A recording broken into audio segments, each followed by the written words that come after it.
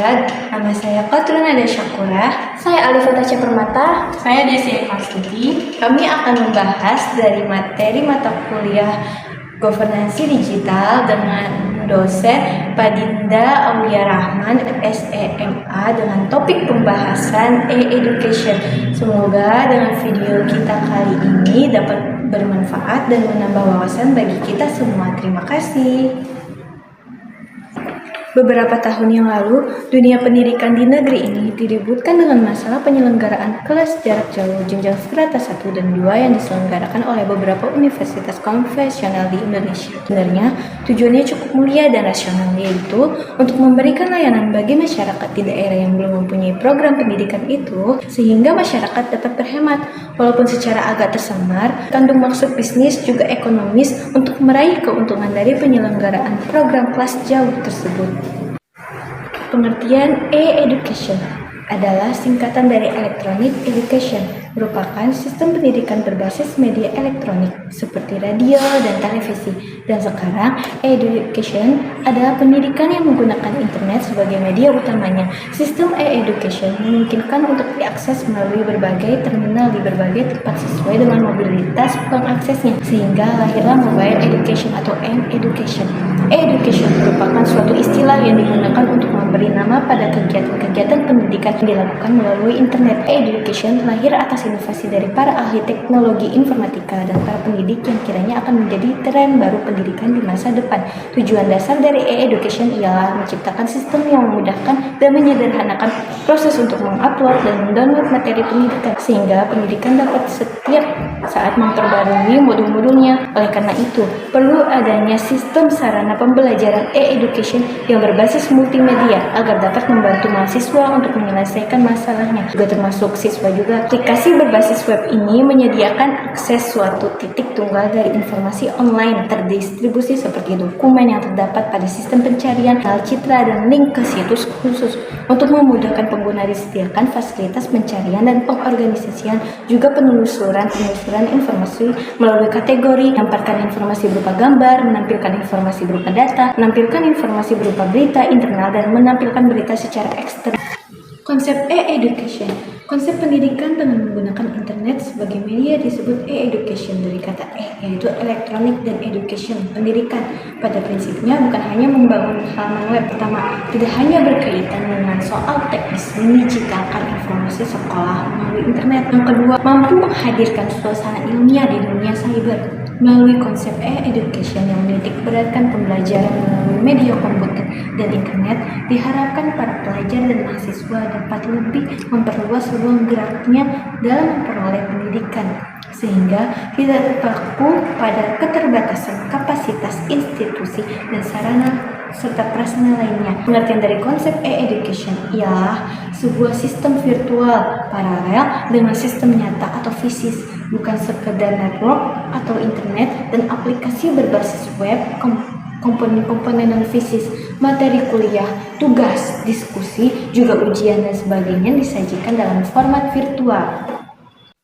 Ruang lingkup dari e-education adalah yang pertama sistem informasi e-education, yang kedua chatting, yang ketiga news group, yang keempat webpack, yang kelima rencana belajar, yang keenam konsultasi elektronik, yang ketujuh laboratori, yang kedelapan e-books, yang kesembilan e-news, yang kesepuluh video conference.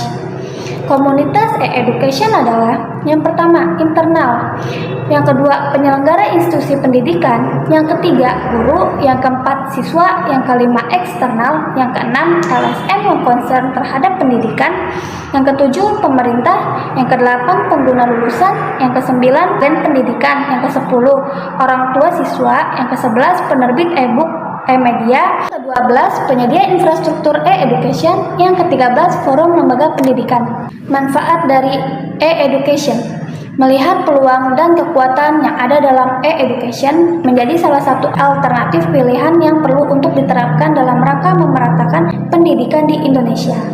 Karakteristik model ini sendiri mengandalkan kemampuan pembelajaran jarak jauh hingga tidak terpisah oleh jarak, ruang, dan waktu.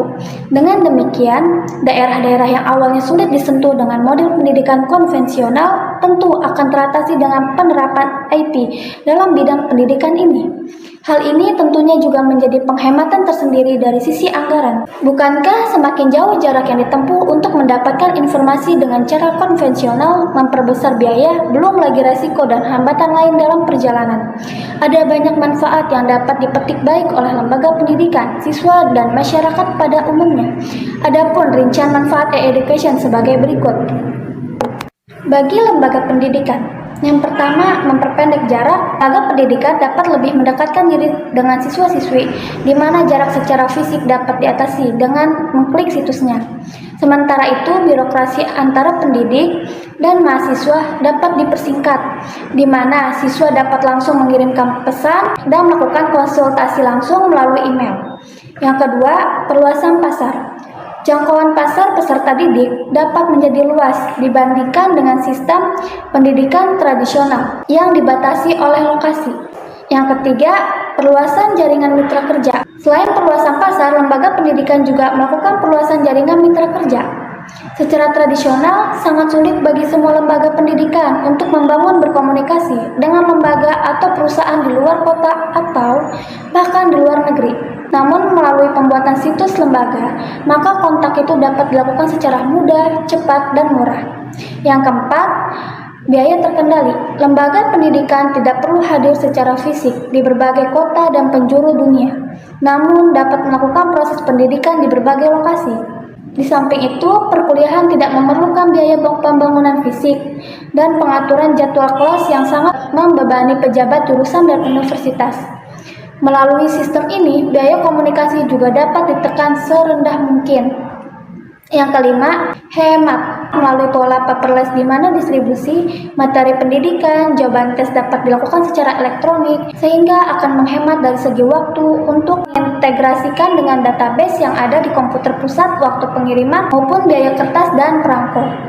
Yang keenam, cash flow terjamin. Dengan sistem e-education ini, cash flow lembaga akan terjamin karena lembaga akan menerima pembayaran terlebih dahulu sebelum mengirim materi pendidikan yang dipesan siswa. Dengan pola seperti ini, maka modal yang dibutuhkan relatif lebih kecil. Yang ketujuh, manfaat lainnya.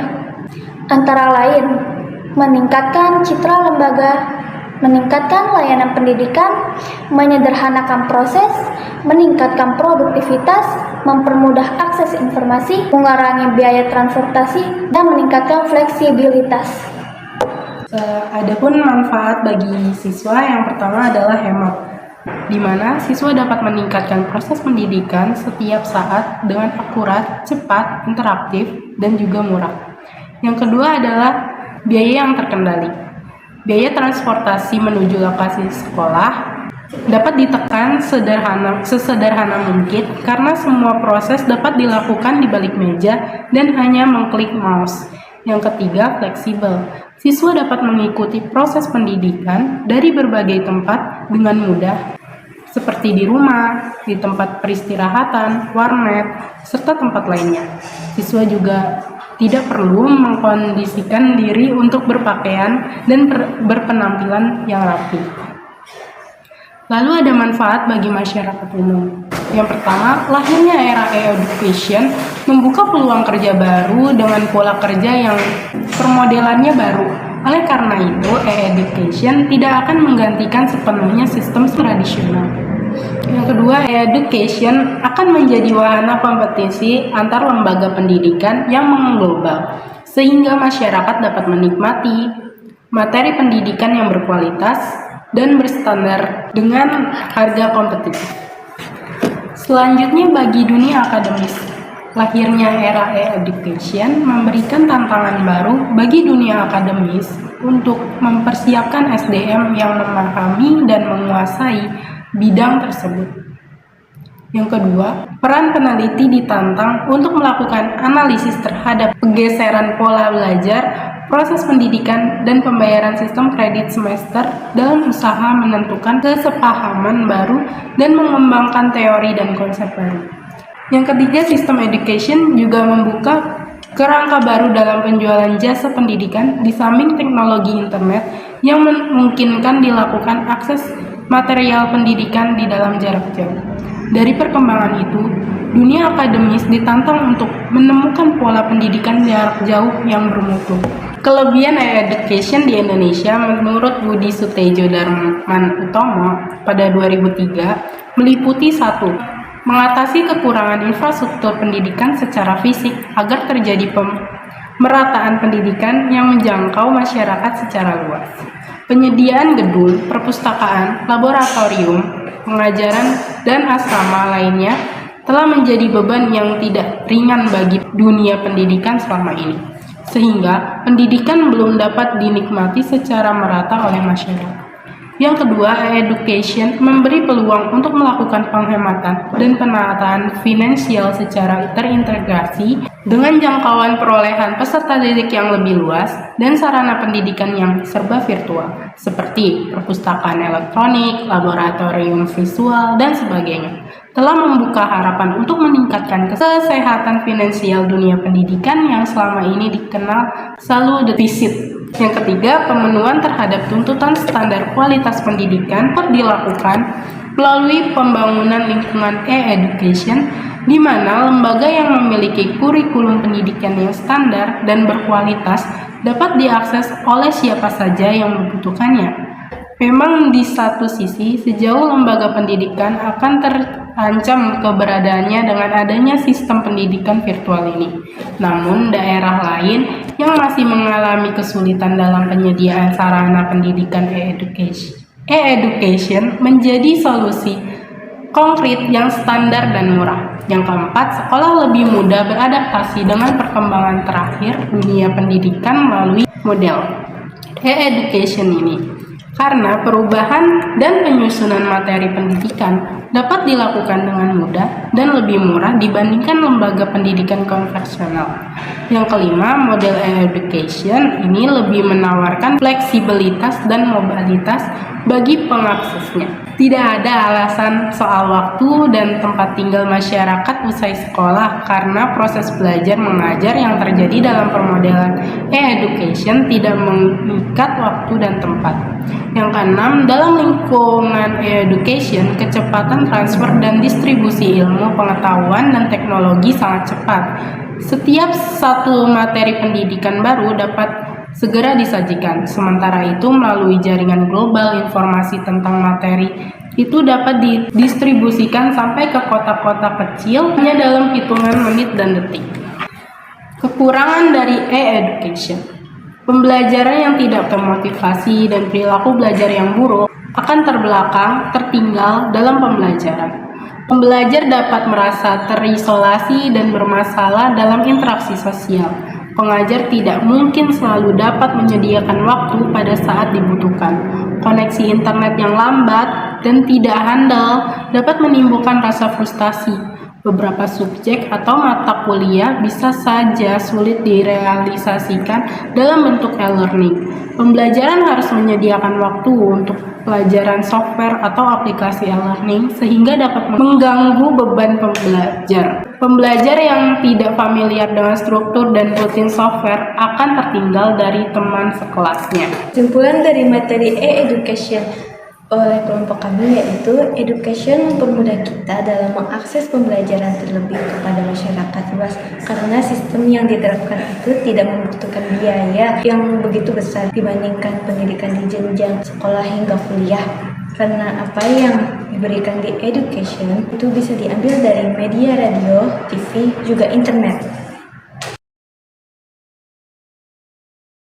Sekian dari materi yang kami sampaikan. Kurang lebihnya mohon maaf. Wassalamualaikum warahmatullahi wabarakatuh.